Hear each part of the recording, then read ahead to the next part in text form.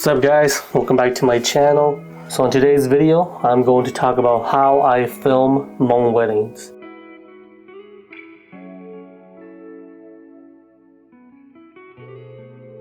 When I am filming a Hmong wedding, I make sure to always capture the arrival of the bride and the groom. The most important thing that happens first at a Hmong wedding is the arrival of the bride, the groom, and the groom's representatives.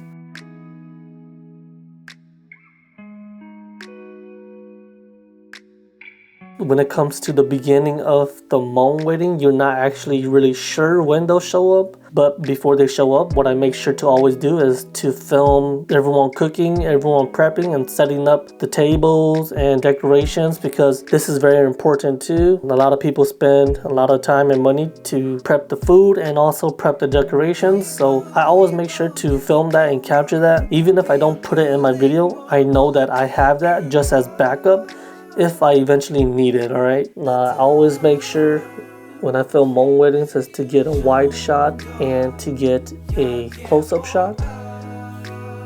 That way when I edit the video, I could cut in between a close-up and a wide shot. And it gives me that extra wiggle room to work when I'm editing a Hmong wedding. This may happen or this may not happen at a Hmong wedding, which is the bridal price conversation that they have. This is where they decide the bride price. So I always make sure to film this too, because this is a part of the Hmong wedding. A lot of the times people don't see it as the bride price, they see it as a gift to give to the family. And a lot of the times, from what I noticed when I filmed Hmong weddings, this price that the groom side of the family pay as a bride price, this actually just goes back to the bride and the groom when they get married as a gift for them to start their life. Sometimes they do hoopli as well in Hmong weddings. I make sure to capture that. It doesn't happen all the times, but there are some moments when they do hoopli.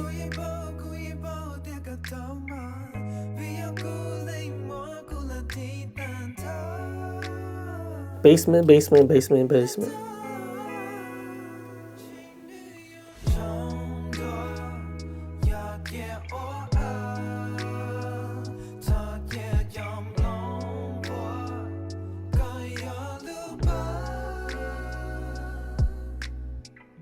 Basement's probably one of the toughest situations you ever get to film for Hmong weddings. If you're wondering why, it's because most of the time the basement is really dark because it doesn't have much windows in the basement. So you don't really get that much natural light going to the basement. A lot of the times I noticed too, the lights in the basement are really bad. Even though I do film with the Sony Alpha camera, and it's good in low light, I always want to just have some type of lights so I don't have to deal with always filming in low lights. When I started noticing that this became a reoccurring issue, I started to purchase lights to bring to the weddings to film. So another issue I run into when filming Hmong weddings in the basement is that it gets really crowded in the basement. Towards the end of the wedding, everything is now being handled downstairs in the basement. That's where the main focus is, so a lot of people go down to the basement to see what's going on.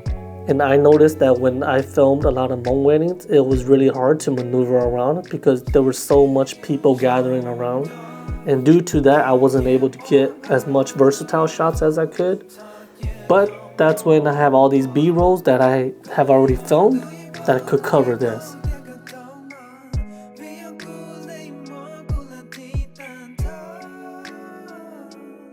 Alright, this is a really big issue that I run into all the time at Hmong weddings.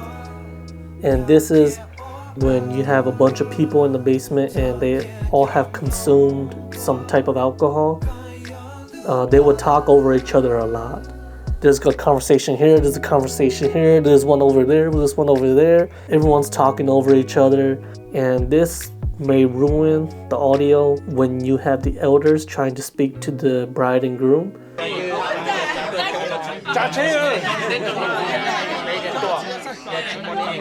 So there may be times in Hmong weddings where I might not have good audio.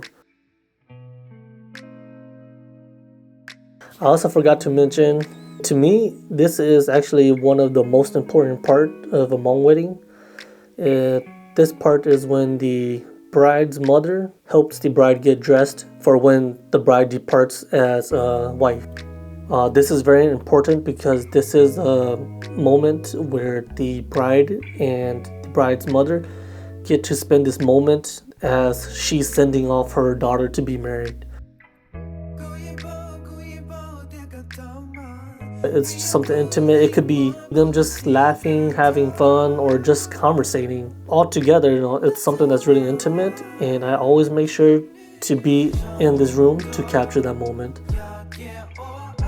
So I want the bride and her mother to be their natural selves. And I don't want to stop them constantly and tell them do this, do that, do this, do that. Wait a minute, let me go here. Because I want it to be as natural as possible. If I'm constantly stopping them to get different types of shot, the natural feeling goes away. You feel like you're filming a movie, and this isn't something that I want them to feel, right? This is very intimate. I want them to be their natural self, and I'm just a bug on the wall. Now, if I do have to stop them because I can't get any good shots I want at all, that's when I'll stop them and I'll just position them to where I can get a good shot of both of them. Then I'll just tell them to continue doing what they're doing. That's probably one of the most important things to capture when I capture Hmong wedding.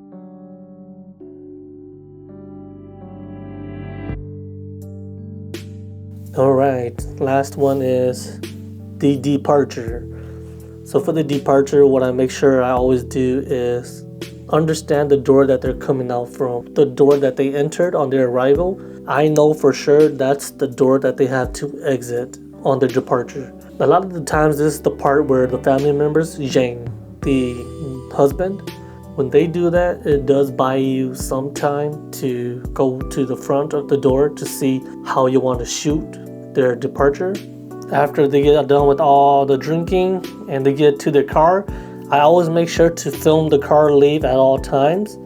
Once the car leaves, I always pan the camera up to convey that they're going off to a new journey now as husband and wife. So after this, then there's also an event that goes on at the husband side of the family. There's only been one time where I got booked to go film at the husband side of the family too, but most of the times I only get booked to film the arrival of the wedding from the bride side until the departure of that wedding. In the future, you may see some changes to how I film Hmong weddings, but for now, this is how I generally film Hmong weddings. Alright, with that being said, I'm going to head out now. I hope you enjoyed the video. Subscribe to my channel and stay tuned for more videos. Peace.